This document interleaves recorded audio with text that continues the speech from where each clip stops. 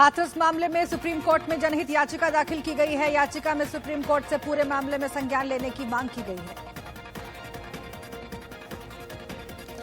याचिका में हाईकोर्ट की निगरानी में जांच की मांग की गई ताकि दोषी बच न पाए। दोषी पुलिस वालों और मेडिकल ऑफिस को सस्पेंड करने की मांग की गई।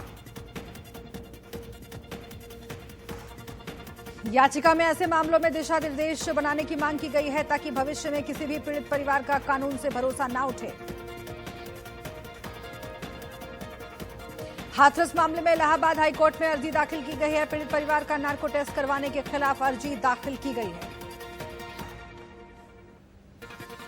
यूपी के मुख्य अपर सचिव अवस्थी और डीजीपी भी हाथरस पहुंचे। गैंगरेप पीड़िता के परिवार वालों से मुलाकात करेंगे। हाथरस मामले में सीएम योगी ने कहा, लोगों की सुरक्षा की जिम्मेदारी पुलिस की है। जनता के साथ विनम्रता से पेश आना होगा। हाथरस कांड में इंडिया न्यूज की मुहिम का बड़ा असर हुआ। प्रशासन ने मीडिया को पीड़िता के गांव जाने की इजाजत दी। हाथरस कांड में राज्य सरकार ने कड़ी कार्रवाई की है। आरोपियों के साथ साथ पीड़ित पक्ष का भी पॉलीग्राफ और नार्को टेस्ट कराया जाएगा। एसआईटी की पहली रिपोर्ट मिलने के बाद सरकार ने नार्को टेस्ट फरमान जारी कर दिया है। सरकार की ओर से प्रेस नोट में इस बात की जानकारी दी गई है। ऐसा पहली बार होगा कि किसी मामले की जांच करने वाली पुलिस टीम का भी पॉलीग्राफ और नार्को टेस्ट कराया जाएगा। सीएम योगी पूरे मामले में अधिकारियों की कार्रवाई से खासे नाराज थे। इस वजह से एसआईटी की पहली रिपोर्ट आने के बाद सरकार ने बड़ा एक्शन लिया। हाथरस मामले में योगी सरकार ने बड़ी कार्रवाई की है। एसपी, डीएसपी समेत 5 पुलिसकर्मी सस्पेंड। पीड़िता के परिवार के नार्को टेस्ट पर प्रियंका ने यूपी सरकार पर निशाना साधा, ट्वीट कर हमला किया। प्रियंका ने कहा, परिवार को नार्को टेस्ट की धमकी दी जा रही है। देश को ऐसा व्यवहार बर्दाश्त नहीं है। प्रियंका ने कहा, पीड़िता का परिवार कैद में है। सरकार पीड़ित परिवार को धमकाना बंद करे। यूपी सरकार नैतिक रूप से भ्रष्ट है। राहुल गांधी आज हाथरस जाएंगे। दोपहर बाद हाथरस के लिए निकलेंगे। राहुल के साथ कांग्रेस के कई सांसदों के भी रहने की संभावना है। गैंगरेप पीड़िता के परिवार वालों से राहुल मुलाकात करेंगे। राहुल गांधी ने कहा, पीड़िता परिवार के साथ ऐसा व्यवहार बर्दाश्त नहीं। सरकार और पुलिस का ऐसा रवैया मंजूर नहीं। हाथरस के लिए निकलने से पहले राहुल गांधी ने एक और ट्वीट किया। कहा, दुनिया की कोई भी ताकत मुझे परिवार से मिलकर उनका दर्द बांटने से नहीं रोक सकती। हाथरस मामले को लेकर रामदास आठवले आज यूपी के सीएम और राज्यपाल से मुलाकात करेंगे। हाथरस के बाद मध्य प्रदेश के नरसिंहपुर में दिल दहला देने वाली घटना सामने आई है। गैंगरेप पीड़िता ने फांसी लगाकर आत्महत्या कर ली। आरोप है कि थाना प्रभारी ने पीड़िता की शिकायत दर्ज करने की वजह से उसे घंटों तक बिठाकर रखा। अपशब्द कहा, पीड़िता से पैसे भी मांगे। पीड़िता और उसके पति का आरोप था कि पड़ोस में रहने वाले 3 लोगों ने गैंगरेप किया। मामला सामने आने के बाद सीएम शिवराज सिंह चौहान एक्शन में हैं। थाना प्रभारी पर मुकदमा दर्ज करके गिरफ्तार करने के निर्देश जारी। मध्य प्रदेश सरकार ने एडिशनल एसपी, एसडीओपी को भी हटाने के निर्देश दिए। एसपी से पूरी घटना पर स्पष्टीकरण मांगा गया। हिमाचल के रोहतांग में पीएम मोदी दुनिया की सबसे लंबी टनल का उद्घाटन करने पहुंचे। टनल की लंबाई 9.02 किलोमीटर। पीएम मोदी के साथ रक्षा मंत्री राजनाथ सिंह और हिमाचल के सीएम जयराम ठाकुर भी मौजूद रहे। पीएम मोदी ने कहा, अटल टनल लेह लद्दाख के लिए भी लाइफलाइन। प्रधानमंत्री ने कहा, लेह लद्दाख देश के काफी बाकी हिस्सों से जुड़ेगा। 6 सालों में 26 साल का काम पूरा हुआ।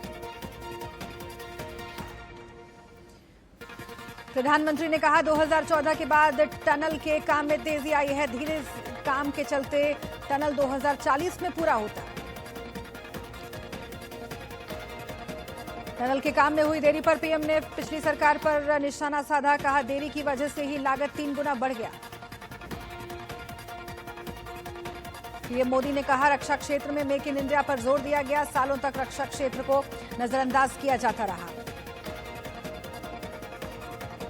अटल टनल के उद्घाटन से पूरे साल मनाली से लाहौल स्पीति आने जाने में आसानी रहेगी। बर्फबारी के चलते साल में 6 महीने तक रास्ता बंद रहता था। समुद्र से 10,000 फीट की ऊंचाई पर यह टनल आधुनिक तकनीक के साथ बनाया गया। टनल शुरू होने से मनाली से लेह की दूरी 46 किलोमीटर कम हो जाएगी। लोक जनशक्ति पार्टी बिहार में विधानसभा चुनाव अकेले लड़ सकती है। एलजेपी रविवार को ऐलान कर सकती है। सूत्रों के मुताबिक एलजेपी 143 सीटों पर उम्मीदवार उतारने की घोषणा भी कर सकती है। पहली सूची में 56 प्रत्याशियों की घोषणा हो सकती है। एलजेपी संसदीय बोर्ड की बैठक आज शाम 6 बजे होगी। चुनाव से पहले ये पार्टी की आखिरी बैठक होगी। एलजेपी सूत्रों की माने तो पार्टी को केवल 15 से 20 सीटों का ऑफर मिला है, लेकिन एलजेपी ने 42 सीटों की मांग रखी है। सूत्रों के मुताबिक अगर एलजेपी एनडीए से अलग होती है तो वो जेडीयू के खिलाफ उम्मीदवार उतारेगी, बीजेपी के खिलाफ नहीं उतारेगी। सूत्रों के मुताबिक एलजेपी नरेंद्र मोदी, रामविलास पासवान और चिराग पासवान के नाम पर लड़ेगी। रामविलास पासवान केंद्र में मंत्री बने रहेंगे। पटना में बिहार बीजेपी के प्रभारी देवेंद्र फडणवीस ने एनडीए के नेताओं के साथ बैठक की, लेकिन सीट सहमति पर फिलहाल बात नहीं बन पाई है। बैठक के बाद देवेंद्र फडणवीस और भूपेंद्र यादव दिल्ली के लिए रवाना हो गए। सूत्रों की माने तो जल्द ही एनडीए में सीट बंटवारे को लेकर फैसला हो सकता है। बिहार चुनाव के लिए नामांकन शुरू हो गया है, लेकिन अभी तक एनडीए में सीट बंटवारे को लेकर घोषणा नहीं हुई है। आरजेडी और कांग्रेस की अगुवाई वाली महागठबंधन में अभी तक सीटों का ऐलान नहीं हुआ है। हालांकि सूत्रों के मुताबिक कांग्रेस को 68 सीटें मिल सकती हैं। हाथरस मामले में इंसाफ के लिए लोखंडवाला में महिलाओं ने कैंडल मार्च निकाला। इस दौरान महिलाओं ने सीएम योगी से इंसाफ की गुहार लगाई। सुशांत केस से जुड़ी बड़ी खबर सामने आई है। सुशांत की मर्डर की थ्योरी खारिज कर दी गई। सूत्रों के मुताबिक एम्स की रिपोर्ट में मर्डर की बात खारिज हुई है। सुशांत की हत्या नहीं हुई थी। सूत्रों के मुताबिक सुशांत की सुसाइड एंगल पर जांच होगी। सीबीआई सूत्रों से बड़ी खबर सामने आई है। वाराणसी के सिविल डिवीजन कोर्ट में आज काशी विश्वनाथ मंदिर और मस्जिद केस की सुनवाई होगी, लेकिन सुन्नी वक्फ बोर्ड केस की सुनवाई लखनऊ में चाहता है। दिल्ली दंगे के मामले में आज सुनवाई होगी। पिछली सुनवाई में स्पेशल सेल की ओर से चार्जशीट दायर की गई थी। ड्रग्स केस में क्षितिज प्रसाद की आज पेशी होगी। एनसीबी ने क्षितिज को ड्रग्स केस में गिरफ्तार किया था।